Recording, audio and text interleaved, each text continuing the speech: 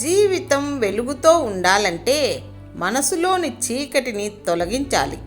క్రింద పడినంత మాత్రాన అది ఓటమి అనిపించుకోదు. కానీ ఒకసారి కింద పడి మరీ లేవకపోవడమే ఓటమి అవుతుంది. కంటికి రూపం, ఇంటికి దీపం, మమతకు అపురూపం, నిండు గుండెకు ఆడపిల్లే మణిదీపం.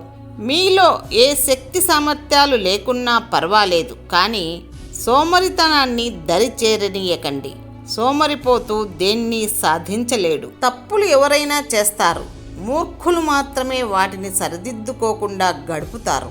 సముద్రం అందరికీ ఒక్కటే, కానీ ఈత వచ్చిన వారికి ముత్యాలు దొరుకుతాయి. వలవేయడం వచ్చిన వారికి చేపలు దొరుకుతాయి. నిలబడి చూసిన వారికి కాళ్ళు మాత్రమే తడుస్తాయి. జీవితం కూడా అంతే. జీవితం అందరికీ ఒక్కటే, కానీ మన ప్రయత్న బలం ఎంత ఉంటే అంతే దక్కుతుంది. మనల్ని భారం అనుకునే వారికి దూరంగా ఉండు. మనల్ని బంధంగా భావించే వారికి దగ్గరగా ఉండు. అప్పుడే మన వ్యక్తిత్వానికి విలువ ఉంటుంది. ఆడపిల్ల పెళ్లి తర్వాత అమ్మా నాన్నలను తనతో ఉంచుకునే అవకాశం ఉంటే ఈ ప్రపంచంలో వృద్ధాశ్రమాలు ఉండేవి కావు. డబ్బుంటే అవమానించిన వారే అభిమానిస్తారు, అసహ్యించుకున్న వారే అక్కున చేర్చుకుంటారు. జీవితంలో ఎప్పుడూ అనుకోని సమస్యలే ఎదురవుతూ ఉంటాయి.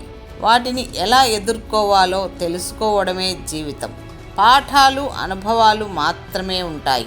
అతి స్నేహం, అతి ప్రేమ, అతి చనువు మనశ్శాంతికి హానికరం. అతిగా అనుబంధం పెంచుకుంటే అదే స్థాయిలో బాధను కూడా భరించాల్సి ఉంటుంది. సంబంధం లేని వ్యక్తులు ఆప్తులు అవుతుంటే సంబంధం ఉన్న వ్యక్తులేమో శత్రువులు అవుతున్నారు. విత్తనం మొక్కగా ఎదిగి చెట్టుగా మారే వరకు గాలి, నీరు, కీటకాలు, పక్షులు, జంతువులు వీటన్నింటినీ తట్టుకొని ఎదుగుతుంది.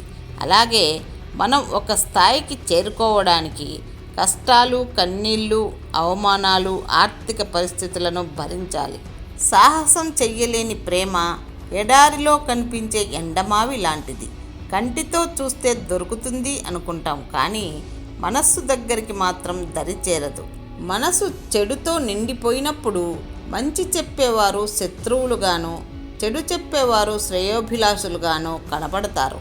పిల్లలు పెరిగి పెద్దవడం అంటే ఏడ్చే వయసు నుంచి ఏడిపించే వయసుకు ఎదగడం కాదు. బంధాల విలువలు తెలుసుకొని బాధ్యతలు ఎరిగి మసలుకునే వయస్సుకు ఎదగడం. నీకు నచ్చిన వారితో ప్రేమగా మెలుగు. నిన్ను మెచ్చిన వారితో నిజాయితీగా ఉండు. విజయమే సర్వస్వం కాదు, పరాజయమే అంతమూ కాదు.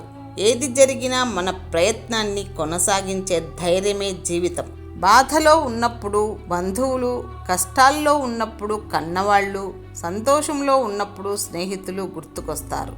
ఆకలితో ఉన్నప్పుడు అమ్మ గుర్తుకొస్తుంది. నీకు ఇష్టం వచ్చినట్టు జీవించే హక్కు నీకు ఎలా ఉందో, ఆ ఇష్టం వలన వేరొకరు బాధపడకుండా చూడవలసిన బాధ్యత కూడా నీపై ఉంది. ఒక మనిషి యొక్క చిన్న బలహీనతను చూసి అతని బలాన్ని అంచనా వేయడం అంటే ఒక అలను చూసి సముద్రం యొక్క బలాన్ని అంచనా వేసినట్లే. ఏ ఆడపిల్లకైనా గుండెల్లో పెట్టుకొని చూసుకునే భర్త ఉంటే గుడిలో ఉండే దేవుడు కూడా గుర్తుకురాడు. ఆలోచన మంచిదై ఉండాలి. ఎందుకంటే దృష్టి లోపానికి చికిత్స ఉంది, దృష్టి కోణానికి చికిత్స లేదు.